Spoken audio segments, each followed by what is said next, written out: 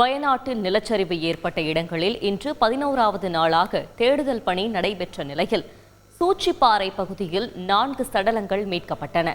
இதனிடையே நிலச்சரிவு பாதிப்புகள் குறித்து ஆய்வு செய்வதற்காக பிரதமர் மோடி நாளை வயநாடு செல்கிறார். செய்தியாளர் சிவசபாபதி வழங்கிய தகவல்கள் இவை.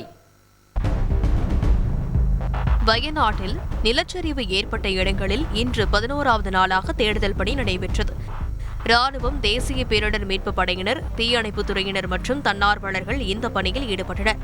சூச்சிப்பாறை பகுதியில் வனத்துறையினர், பழங்குடியினர் மற்றும் தன்னார்வலர்கள் இன்று தேடுதல் பணியில் ஈடுபட்டிருந்த போது 4 சடலங்களை கண்டெடுத்தனர். மீட்புப் பணிகளில் ஈடுபட்ட ராணுவத்தைச் சேர்ந்த சில குழுவினர் பணிகளை முடித்துக் கொண்டு புறப்பட்டனர். அப்போது அவர்களது சேவையை பாராட்டி பொதுமக்கள் கைதட்டி உற்சாகப்படுத்தினர்.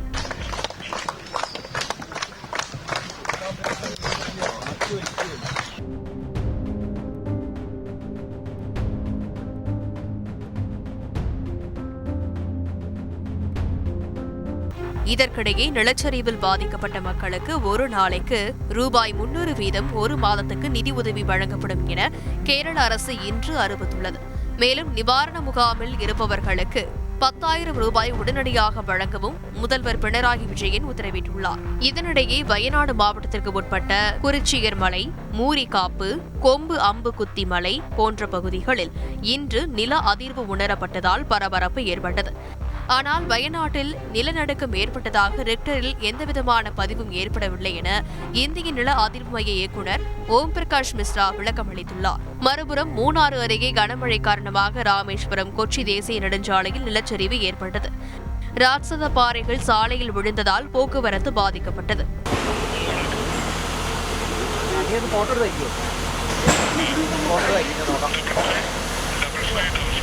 இந்த நிலையில் நிலச்சரிவு பாதிப்புகள் குறித்து ஆய்வு செய்வதற்காக பிரதமர் மோடி நாளை வயநாடு வருவதை முன்னிட்டு ஹெலிகாப்டர் தரை இறங்குவதற்கான முன்னோட்டம் இன்று நடைபெற்றது.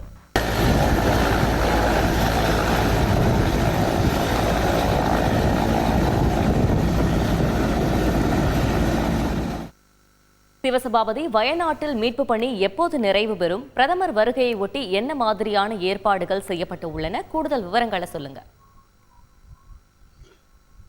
நிலச்சரிவில் முண்டக்கை மற்றும் சூரல்மலையில் இன்று 11வது நாள் மீட்பு பணி நடைபெற்று வருகிறது.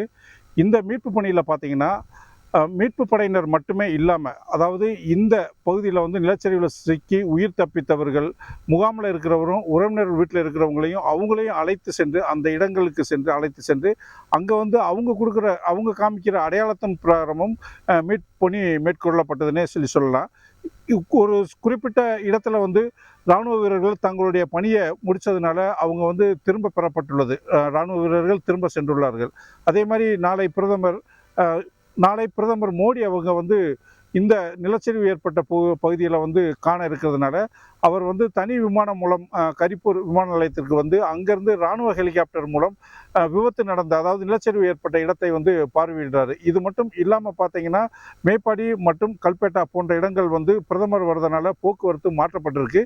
இது மட்டும் இல்லாமல் அவங்க பாதிக்கப்பட்ட மக்களையும் பொதுமக்களையும் சந்திப்பார் என தெரிய வருகிறது. பிரியா, விவரங்களுக்கு நன்றி சிவசபாபதி.